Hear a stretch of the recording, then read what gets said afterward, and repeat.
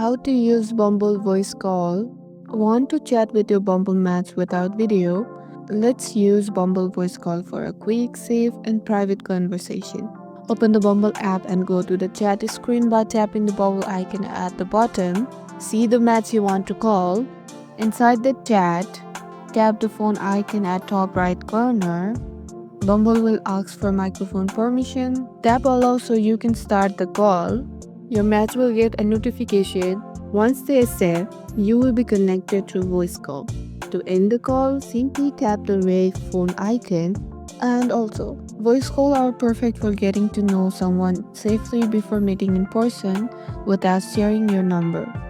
And that's it. You are ready to use Bumble voice call to chat securely and comfortably with your matches. Thanks for watching. If this tutorial helped, hit like, subscribe, and stick around for more Bumble tips. Catch you in the next one.